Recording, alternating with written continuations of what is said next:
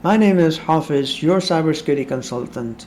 Today we are going to discuss a very important topic of GRC domain, and the topic is cybersecurity in IT projects. In this topic, we shall cover three main areas. Number one is your cybersecurity requirements in IT projects. Number two, your cybersecurity requirements in change management if you are going to have a major change in your production environment. And number three is cybersecurity requirements in software development lifecycle.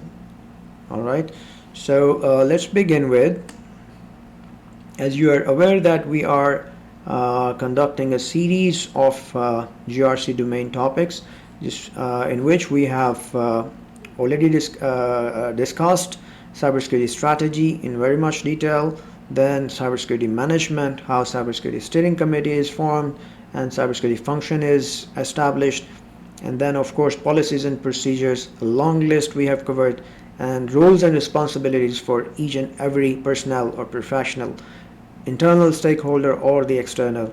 Their roles and responsibilities actually should be drafted and documented. And then we discussed on cybersecurity risk management, how you can cope up with this control. And then today our main topic is cybersecurity in IT project management. All right. So you see the objective. The main objective is to ensure that cybersecurity requirements are included in project management methodology and procedures in order to protect CIA triad of information technology assets as per organizational policies and procedures and related laws and regulations. Okay. And here you see the first point is integration of cybersecurity in project lifecycle. This is number one. Number two is stakeholder involvement and training. Whoever the parties, internal or external stakeholders or teams are involved, they should be trained. Without their proper training, without informing them, without sharing with them all the documentation, they cannot implement the cybersecurity controls in project management lifecycle or software development lifecycle.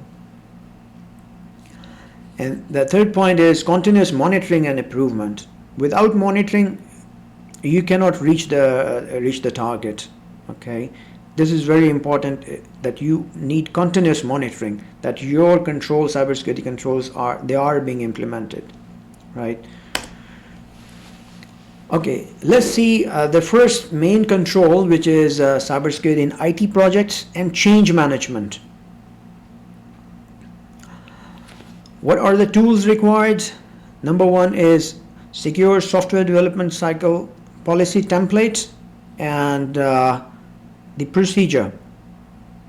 So these two documents, they should be prepared first, where you mention all the details related to this control. What is the guideline? It says include cybersecurity requirements in project management and change management procedures to address cybersecurity risks, and then assess and detect vulnerabilities before deploying services or systems online or making changes, right? And then is fix those vulnerabilities which are identified before launching projects and changes. Clear? And the third one is review secure configuration and patching and address observations before launching projects. And then is whatever you are doing, you need to obtain approval from the executive management for cybersecurity requirements in project management and change management both. All right. So what are the expected deliverable items auditor will be asking you to present? Number one is project management methodology document. Number two is change management methodology or procedures. These two are the main deliverables.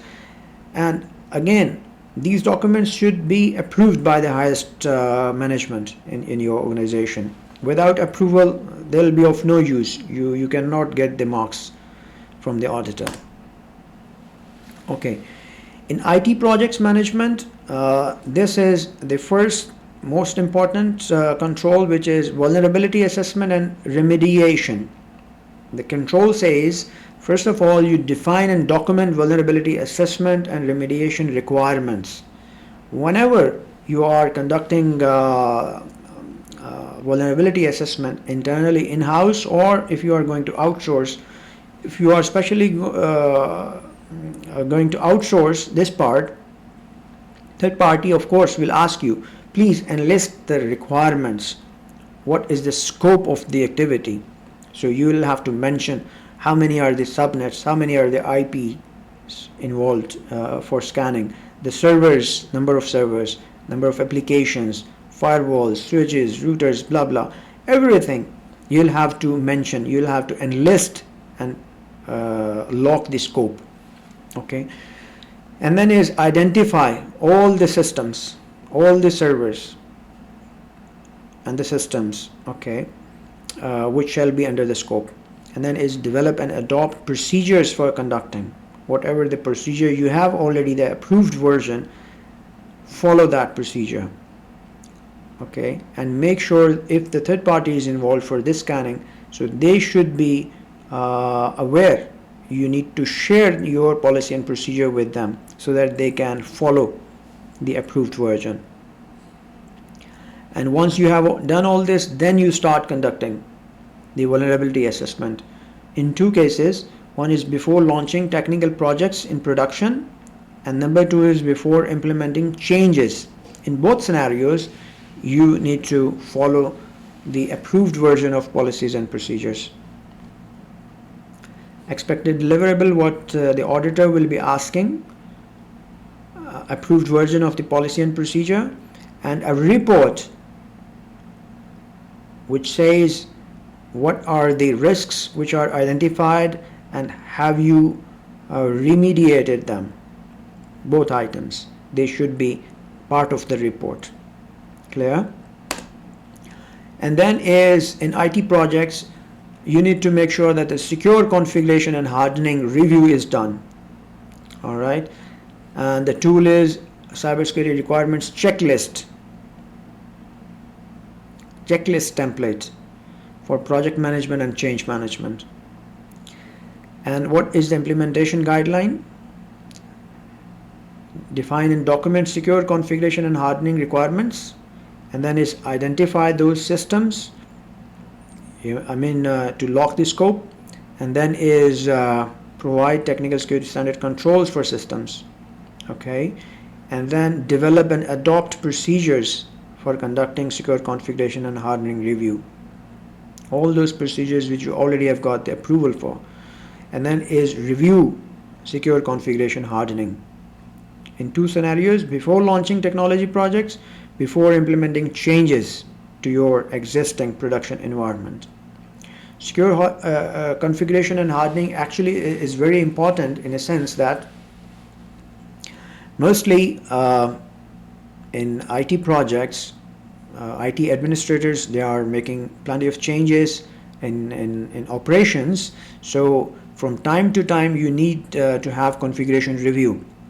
Maybe sometime they are making any changes in the policy and they are allowing certain protocols, for example FTP or telnet, so for a certain reason if they are making any changes, so another party within the organization, if they are reviewing the changes, configuration review, so they can identify those risks and then you can mitigate them. All right, and what are the expected deliverables? A document such as an approved policy or procedure, technical security standard control, and then is of course the report outlining the assessment and review of secure configuration and hardening throughout the technical project lifecycle and changes to information and technology assets in both scenarios.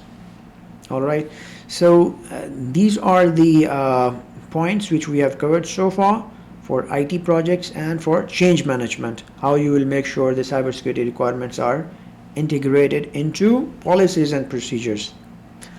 Next point, what we will discuss is all about the software development lifecycle and how you make sure the cybersecurity requirements are embedded into the policies and procedures. Under this section, our first point is using secure coding standards. It has a separate document, standard template for secure coding. You need to have it, an approved version from the highest management. And implementation guideline is define and document secure coding standard and get approval. Then it's develop technical requirements for secure coding based on local laws and best practices like OWASP rules, or if you are following your local regulatory body, their templates, that is also good enough. And then is protect software and applications against threats. Alright, then is communicate secure coding standards to relevant departments and ensure periodic implementation. If you are building your documents and you are getting their approvals, and if you are not communicating with all the stakeholders who are involved in software development lifecycle, so every effort is of no use. CISO, who is captain of the ship, he or she should actually communicate, collaborate with all the parties and make sure that they are implementing all these secure coding standards and practices during the software development lifecycle. And here are the expected deliverables: approved document for secure coding requirements and secure coding standards approved by the organization, and then is documentation confirming the implementation of secure coding standards. The third one is much more important: the documentation confirming. How it will be confirmed? If you are actually communicating with all the parties who are involved in this scenario. The second is trusted and licensed sources for software development tools and libraries. The guideline says, again, you'll have to define and document the requirements, that which licenses you are requiring, and they should be purchased by the procurement from trusted sources. And then ensure the use of modern, reliable and licensed sources for software development tools and libraries. Alright, expected deliverable is a document such as an approved policy and procedure indicating the identification and documentation of requirements related to this control. And an updated list of licensed and documented software used for application development tools and libraries. So these two updated documents you need to have with you. The third control here in software development lifecycle is conducting compliance tests for software. And the tool is cybersecurity requirements checklist for compliance. Normally in mid-size or big organizations, compliance department is separate from cybersecurity or from IT, right? So they have to actually check, or you can even the company can outsource to third parties and asking them to see if the software development in-house or outsourced, so they actually comply with the local regulatory body. Okay. And then is conduct tests such as penetration testing to verify application compliance. So again, penetration testing, you can do it if you have your certain tools which are there in the market, licensed ones, or you can outsource to third parties for penetration testing. But before hiring third parties, you need to make sure that you are conveying them, you are communicating or sharing with them your approved version of policies and procedures and standards. So they need to keep in mind while executing the penetration testing.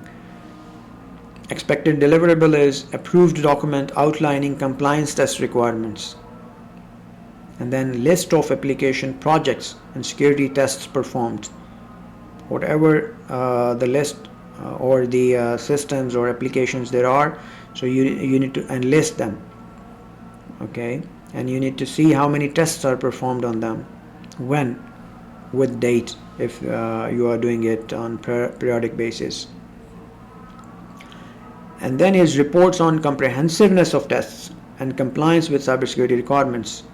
Reports are very important. Whatever the tests are performed and whatever the risks are identified and how they are mitigated, okay, so everything should be part of the report. The fourth control here is secure integration between software components. And the control implementation guideline is define and document secure integration requirements, and then is ensure secure integration is done through security testing, including system integration testing and API testing. For both, you need to see secure integration between different software components.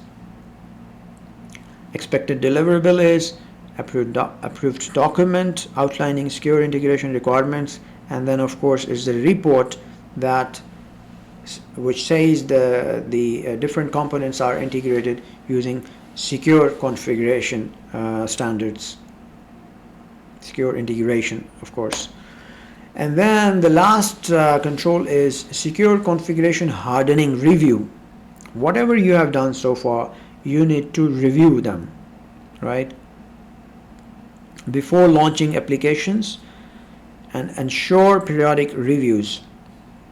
And also before launching projects and changes in IT assets, before launching applications, approve and securely store the image. Very important.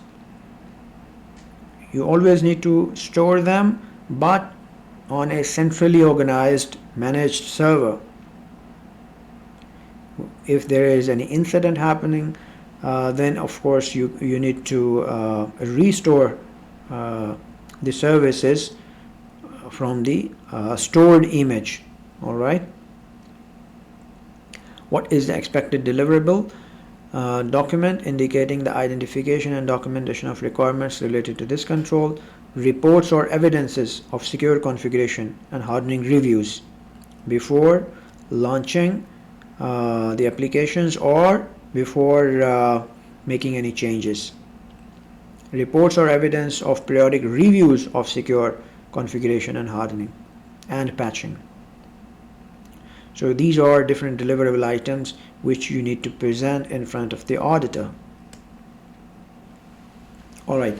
So now for this topic, overall, we need to see that the periodic review is very important. Who does this? Normally, Cybersecurity Steering Committee, they are responsible for the periodic review, because they have a long list of members from different departments, from IT, from cybersecurity function, from cybersecurity consultants.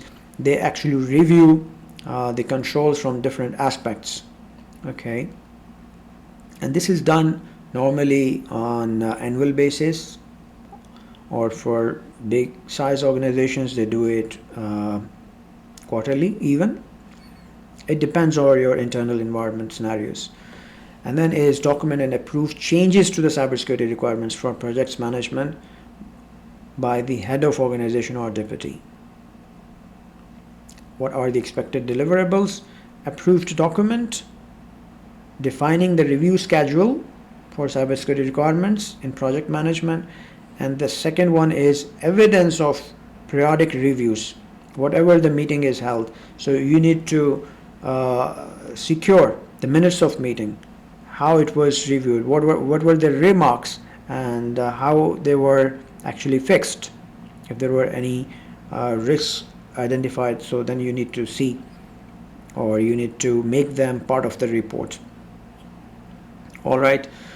I believe for this topic, which is cybersecurity requirements in IT projects, we have covered from the local regulatory body point of view.